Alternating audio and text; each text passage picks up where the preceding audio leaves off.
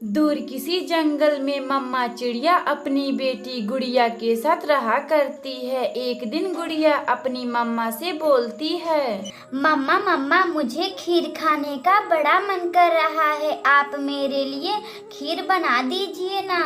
क्या मेरी बेटी गुड़िया को खीर खाने का बड़ा मन कर रहा है, मगर घर में तो दूध ही नहीं है। मम्मा आप मुझे कुछ पैसे दे दे, मैं अभी जाकर दुकान पर से दूध लाती हूँ और आप खीर बना दीजिएगा। फिर मम्मा चिड़िया गुड़िया बेटी को कुछ पैसे दे देती है, जिसे लेकर गुड़िया रामू काका के दुकान से दूध खरीद कर ले आती है। मम्मा ये लीजिए दूध का पैकेट, आप फटाफट मेरे लिए खीर बना दीजिए। मम्मा चिड़िया अपनी बेटी गुड़िया के लिए खूब मीठा डालकर खीर बनाती है, जिसका स्वाद बहुत ही स्वादिष्ट था। मम्मा खीर तो बहुत ही गर्म है, इस खीर को हम सुबह खाएंगे। गर्म खीर खाने में वह मजा नहीं है जो ठंडी खीर खाने में है। गुड़िया बेटी आपका जब मन करेगा तब आप खीर निकाल कर खा लीजिएगा। मम्मा क्यों नहीं हम इस खीर को फ्रिज में रख देते हैं, जिसे कल सुबह खाने में बहुत मजा आएगा। गुड़िया बेटी हमारे घर तो फ्रिज भी नहीं है। मम्मा क्यों नहीं हम इस खीर को गोरी आंटी के फ्रिज में रख देते हैं। गुड़िया बेटी हाँ आप जाइए गोरी आंटी के फ्रिज में रख दीजिए। गुड़िया फिर अपनी खीर को लेकर गोरी आंटी के घर जाती है। गोरी आंटी मम्मा ने खीर बनाई है, हम इसे सुबह में खाएंगे। ठंडा खीर तो खाने में बहुत ही मजा आता है, आप इसे फ्रिज में रख दीजिए। गुड़िया क्या तुम्हारी मम्मा खीर बनाई है, यह तो बहुत ही स्वादिष्ट होगा। गोरी कवि को खीर देखकर मुंह में पानी आ जाता है और वह अपने फ्रिज में खीर रख देती है। शाम गुजर जाती है। रात को गोरी कवि को रानू चिड़िया का खीर का स्वाद उसके नाक में आ जाता है। गोरी कवि को खीर खाने का बड़ा मन करता है। मैंने तो बचपन में ही खीर खाई थी, क्यों ना मैं थोड़ी सी खीर चखकर देखती हूँ।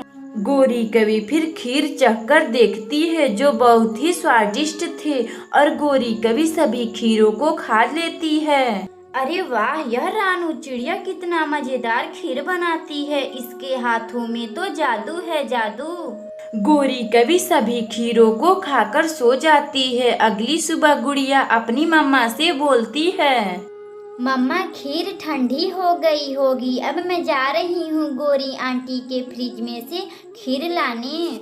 गुड़िया बेटी हाँ क्यों नहीं, आप जाइए और खीर लेकर आइए, फिर हम उसे बड़े मजे से खाएंगे। गुड़िया चिड़िया फिर गोरी कवि के पास जाती है। गोरी आंटी जी मेरी खीर ठंडी हो गई होगी, आप मुझे मेरा खीर दे दीजिए, हम उसे बड़ी मजे से खाएंगे। खीर कैसी खीर, वह तो मैंने खा गई है फ्रिज में रखने का किराया समझकर। गोरी आंटी वह खीर मेरी मम्मा मेरे लिए बनाई थी, आप उसे खा ली हैं। गुड़िया वह तो मैं खीर खा ली हूँ, तुम जाकर अपनी मम्मा से बोलकर दूसरा खीर बनवा लो।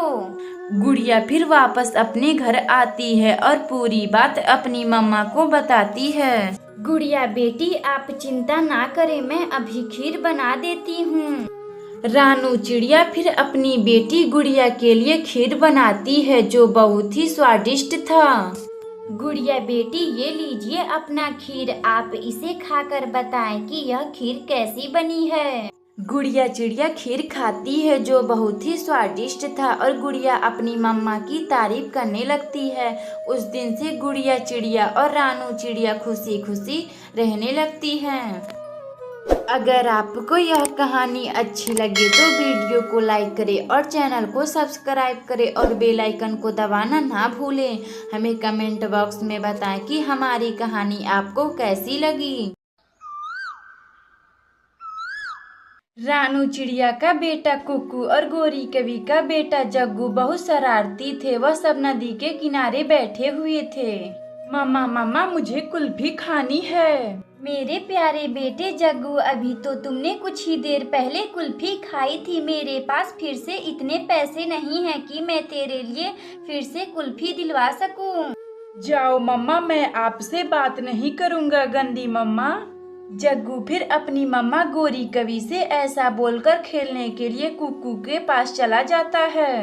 रानू चिड़िया, तुम्हारा बेटा कुक्कू कितना समझदार है। वह सुबह से कुछ भी नहीं खाने के लिए कहा है और अपनी मम्मा से कभी पैसे भी नहीं मांगता है। गौरी जी, सबके बच्चे तंग करते हैं, मेरा कुक्कू भी कोई कम नहीं है। अभी कुछ दिन पहले ही दूध खौलता हुआ कुक्कू घर में गिरा देता है। गौरी जी, क्यों ना हम लोग अपने बच्चों को कुछ दिनों के लिए बदल देते हैं। आप मेरे कुक्कू के साथ रह लीजिएगा और मैं जग्गू के साथ रह लूंगी। फिर मम्मा चिड़िया और गौरी कवि अपने बच्चों को फेल बदल कर कर अपने अपने घर लाती हैं। आंटी आंटी गौरी आंटी जी, मैं कभी शरारत नहीं करता हूँ, फिर भी मम्मा मुझे हमेशा खरी कोठी सुनाया करती थी। कुक्कू, हाँ, तुम तो कभी शरारत भी नहीं करते थे, फिर भी तुम्हारी मम्मा तुम्हें हमेशा कुछ न कुछ सुनाया करती थी। आंटी आंटी गौरी आंटी जी, मुझे बहुत जोरों की भूख लगी है, कुछ खाने को हो तो मुझे दे दीजिए ना। कुक्कू, तू रुक, मैं अभी तेरे लिए जंगल में से जाती हूँ और कुछ सेव तोड़कर ले आती हूँ। फिर गौरी कवि कुक्कू का मनपसंद सेव लाने निकल जाती है। इधर रानू चिड़िया जग्गू से बातें कर रही थी। जग्गू, तुम तो बिल्कुल चुपचाप से हो, फिर भी तुम्हारी मम्मा तुम्हें शरारती बोलती हैं। रानू आंटी, मेरी मम्मा हमेशा मुझ पर डांट लगाया करती थी, कभी कभी तो बोलती हैं शरारत नहीं बंद करेगा तो मैं तुम्हें जंगल में छोड़ आऊंगी। जग्गू, तुम अपनी मम्मा का चिंता मत करो, अब तुम कुछ दिनों तक मेरे साथ रहोगे, यहाँ पर हम लोग खूब मजे करेंगे। मैं जा रही हूँ दाना लाने। रानू चिड़िया फिर दाना लाने अपने खेतों में चली जाती है। इधर जग्गू को मस्ती करने का मन करता है। जग्गू मटका का भरा हुआ पानी घर में डाल देता है। राजू कबूतर, अब मैं चलती हूँ, जग्गू मेरा इंतजार कर रहा होगा। जग्गू, वह क्यों? लेकिन तुम्हारे बेटे का नाम तो कुक्कू है ना। कबूतर भैया, हम और गौरी कवि बच्चों को फेल बदल किए हैं, कुछ दिनों तक जग्गू मेरे पास रहेगा और कुक्कू गौरी कवि के पास रहेगा। फिर मम्मा चिड़िया दाना लेकर अपने घर आती है तो वह बोलती है, पानी, यह पानी कहाँ से आ गया? ही, रानू आंटी भीग गई। जग्गू, यह तुमने क्या किया है? रानू आंटी, सॉरी, मुझे माफ कर दे, अब मैं कभी ऐसा नहीं करूँगा। जग्गू रानू चिड़िया से झूठी माफी मांग लेता है। इधर कुक्कू को भी मस्ती करने का बड़ा मन कर रहा था। पापड़ ले लो पापड़, पापड़ ले लो पापड़। कुक्कू को भी पापड़ खाने का बड़ा मन करता है। गौरी आंटी भी नहीं है, अब मैं पापड़ कैसे खाऊंगा?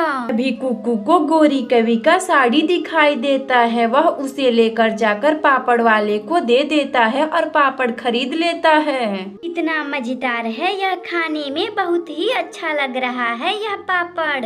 तभी कुछ ही समय बाद गौरी कवि आती है और अपने साड़ी को ना देखकर कुक्कू से पूछती है, कुक्कू, तुमने यह क्या किया? तुमने मेरी साड़ी बेचकर पापड़ खा लिया।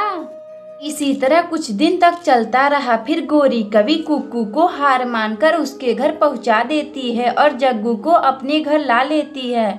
दोनों बच्चों अपनी मम्मा के साथ खुशी खुशी रहने लगते हैं। अगर आपको यह कहानी अच्छी लगे तो वीडियो को लाइक करें और चैनल को सब्सक्राइब करें और बेल आइकन को दबाना ना भूलें। हमें कमेंट बॉक्स में बताएं कि हमारी कहानी आपको कैसी लगी।